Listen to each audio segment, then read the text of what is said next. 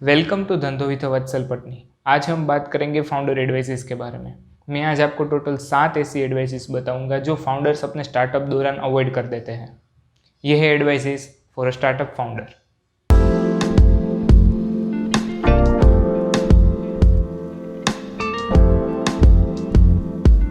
पहला पॉइंट है concentrate on your product and a profit. At the end of the day, अगर आपको अपने स्टार्टअप को मार्केट कंपटीशन में टिकाए रखना है तो ये दो चीज़ें आपके लिए बहुत ही इम्पोर्टेंट हो जाती है। पहला है deliver something that is a valuable to people and organisation, और दूसरा पॉइंट है make a profit from it. यानी एक अच्छा प्रोडक्ट होना बहुत ही ज़रूरी है जो लोगों के लिए या फिर किसी भी ऑर्गेनाइजेशन के लिए वैल्यू क्रिएट कर सके और आपका स्टार्टअप उसमें से प्रॉफिट कमा सके। कई बार अच्छे पोटेंशियल वाले स्टार्टअप भी पैसों के गलत मैनेजमेंट की वजह से फेल हो जाते हैं।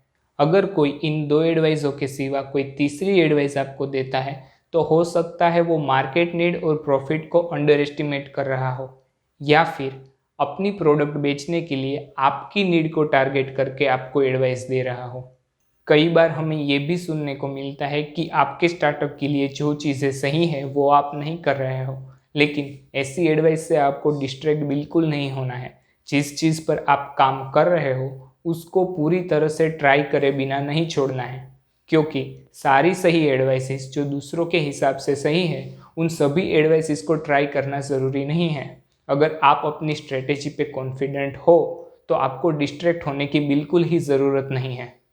इस चीज़ को अगर मैं आपको शॉर्ट में बताऊँ तो आपको सबसे ज़्यादा ध्यान अपने प्रोडक्ट और प्रॉफिट पर लगाना है, क्योंकि दूसरी सारी चीज़ें नेगोशिएट हो सकती है लेकिन प्रोडक्ट और प्रॉफिट में नेगोशिएशन नहीं हो सकता। दूसरा पॉइंट है रिलेशनशिप्स विद स्मार्ट पीपल। आपकी स्टार्टअप जर्नी के दौरान रिलेशनशिप्स आपको और आपके स्टार्टअप को बहुत ही हेल्पफुल हो सकती है। स्टार्टअप के दौरान आप कई बार निराश भी हो सकते हो, तो जो लोग आपको गाइडेंस दे सके या फिर आपको हमेशा मोटिवेटेड रख सके उनके साथ आप अपनी प्रॉब्लम्स को अपॉर्चुनिटीज़ में बदल सकते हो। ये लोग आपके स्टार्टअप के को फाउंडर या फिर आपके रिस्पेक्टेड मेंटोर्स भी हो सकते हैं। बिजनेस कार्ड से भी आप नेटवर्किंग कर सकते हो, लेकिन बिजनेस कार्ड के साथ पर्सनल टच होना भी ज़रूरी है। अगर आपका नेटवर्क सिर्फ बिजनेस कार्ड पर डिपेंडेंट है तो यहाँ पर बिजनेस कार्ड की कोई वैल्यू नहीं बनती। एक रिलेशनशिप में आप एक दूसरे की प्रोफेशनल लाइफ में कितनी वैल्यू ऐड कर सकते हो ये चीज़ बहुत ही मायने रखती है। रिलेशन या फिर नेटवर्क बिल्ड करना यानी ज़्यादा से ज़्यादा लोग जो आपके स्टार्टअप को रिलेट करते हैं उनकी लाइफ में वैल्यू ऐड करना, क्योंकि जब आपको ज़रूरत हो तब उनमें से किसी की आप हेल्प ले सको। और यहाँ पर ये ज़रूरी नहीं है कि आप उनको मदद कर रहे हो तो वो भी आपको मदद करेंगे ही। यहाँ पर आपको एक नेटवर्क क्रिएट करना है। अगर उस इंसान से आपको कोई डायरेक्टली फ़ायदा नहीं होता है तो उनके इनडायरेक्ट फ़ायदे ज़रूर होंगे। इससे आपकी प्रोफेशनल पर्सनालिटी को एक पुश मिलेगा। कई बार ऐसा भी होता है कि जिस इंसान से आप नेटवर्क क्रिएट करना चाहते हो उनको आपकी हेल्प की ज़रूरत ही नहीं है, या फिर उनके लेवल के मुताबिक आप उसको उतनी इम्पैक्टफुल हेल्प नहीं कर सकते हो। तो ऐसे इंसान से नेटवर्क बनाने के लिए आप उसको कोई वैल्यू एडिड प्रोडक्ट दे सकते हो, जैसे कि बुक्स, जिससे उनकी प्रोफेशनल लाइफ में कुछ वैल्यू ऐड हो सके। इस चीज़ से वो आपको लंबे समय तक याद रखेंगे। ये सारी चीज़ें आपको रोज़ करनी है। इसके लॉन्ग टर्म फ़ायदे आपको ज़रूर होंगे। हो सकता है आपके स्टार्टअप की अगली फंडिंग में या फिर फ्यूचर की बड़ी बिजनेस डील में। अब तीसरा और बहुत ही इम्पोर्टेंट पॉइंट है, वो है योर प्रोडक्ट इज़ कमोडिटी। मैं पहले वर्ड आपको कोमोडाइजेशन समझाना चाहूँगा। हो सकता है आप में से किसी को पता भी हो। कोमोडाइजेशन यानी आपके जैसी ही सेम प्रोडक्ट कोई दूसरी कंपनी अलग प्राइस से मार्केट में ला दे। यानी कोमोडाइजेशन से मार्केट में कंपटीशन क्रिएट होता है। इसमें एक्सेप्शंस भी होते हैं लेकिन बहुत ही कम। अगर आपकी प्रोडक्ट आज कोमोडिटी का हिस्सा नहीं है तो अगले कुछ सालों में हो जाएगी, या फिर ऐसा भी हो सकता है कि आपकी प्रोडक्ट अभी से कोमोडाइजेशन का हिस्सा ही हो। कोमोडाइजेशन दो तरीके से हो सकता है। पहला है कोई नया स्टार्टअप आप जैसी ही सेम प्रोडक्ट बना ले और उसको मार्केट में रख दे, या फिर कोई बड़ी एस्टेब्लिश्ड कंपनी आप जैसी सेम प्रोडक्ट बना के बड़ा मार्केट कैप्चर कर ले। पर यहाँ पर गुड न्यूज़ ये है कि आपकी प्रोडक्ट कितनी भी इजी क्यों ना हो, उसमें से एक स्ट्रॉन्ग बिजनेस क्रिएट करना उतना इजी नहीं है। इसी रीज़न की वजह से बड़ी बड़ी कंपनियाँ भी इस चीज़ में फेल हो जाती है। तो अगर आपकी प्रोडक्ट कोमोडिटाइजेशन का हिस्सा है तो उसका मतलब ये नहीं है कि आपका स्टार्टअप फेल होगा। तो अब यहाँ पे ये सवाल आता है कि कोमोडिटाइजेशन से बचा कैसे जाए।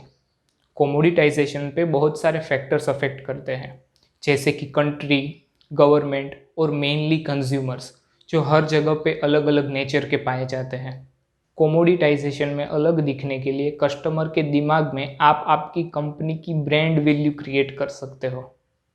कपड़े बहुत सारी कंपनियां बेचती हैं, मोबाइल भी बहुत सारी कंपनियां बेचती हैं, लेकिन जिसकी ब्रांड वैल्यू हमारे दिमाग में छप गई है वही चीज़ हम खरीदेंगे। तो ब्रांड वैल्यू क्रिएट करके स्टार्टअप के लिए स्टैंड आउट होना ज़रूरी हो जाता है। चौथा पॉइंट है टॉक टू योर कस्टमर्स। ये एक स्टार्टअप के लिए बहुत ही इम्पोर्टेंट चीज़ है, क्योंकि जिस चीज़ के बारे में फाउंडर्स नहीं सोच पाते वो सारी चीज़ें हम कस्टमर फीडबैक से जान सकते हैं और उसको चेंज कर सकते हैं।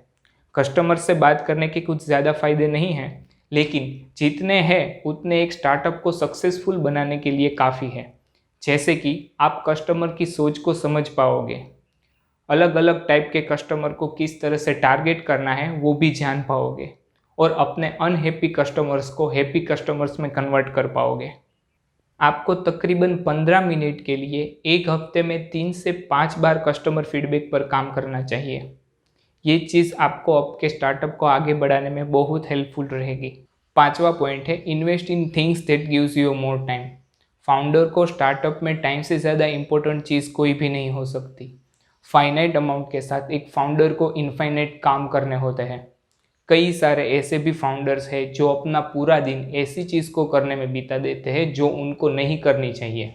ऐसी चीज़ों में इन्वेस्ट करना सही होगा जो आपका वक्त बचा सके और बहुत महंगी भी ना हो, और ऐसे काम के लिए आप एम्प्लॉयज़ भी हायर कर सकते हो। छठा पॉइंट है define a success for your self. आपके लिए सक्सेस क्या है ये आपको खुद डिसाइड करना होगा, क्योंकि सभी लोगों के लिए सक्सेस एक जैसी नहीं होती। इलोन मस्क के लिए मंगल तक पहुंचना ये उनके लिए सक्सेस है। ज़रूरी नहीं कि हमारी सक्सेस भी वैसी ही हो। अपनी सक्सेस को एक बार आइडेंटिफाई कर लो, क्योंकि कई लोगों के लिए अपने परिवार के साथ वक्त बिताना वो सक्सेस है, तो कई लोगों के लिए $1 बिलियन एम्पायर खड़ा करना वो उनके लिए सक्सेस है। एक बार अपनी सक्सेस को समझ लीजिए, बाद में अपने स्टार्टअप या फिर बिजनेस को संभालने में आसानी होगी। सातवां और आखिरी पॉइंट है जो कि बहुत ही इम्पोर्टेंट है, वो है सेल योर विजन। अगर आप अपने विजन को बेचने में सक्षम नहीं हो तो आपको सक्षम होना होगा, क्योंकि आप अपने स्टार्टअप के लिए जो भी चीज़ ढूंढ रहे हो, जैसे कि को फाउंडर, इन्वेस्टर, टीम मेंबर या फिर टेक पार्टनर, सबको आपको पहले अपना विजन बेचना होगा, तभी वो लोग आपके साथ जुड़ेंगे। क्योंकि स्टार्टिंग पॉइंट पे आप क्या हो वो देख के लोग आपके साथ नहीं जुड़ेंगे, लेकिन आप अपने स्टार्टअप के साथ फ्यूचर पर क्या इम्पैक्ट क्रिएट कर सकते हो वो देख के लोग आपके साथ जुड़ेंगे। इसीलिए अपना विजन उन लोगों को बेचना ज़रूरी है।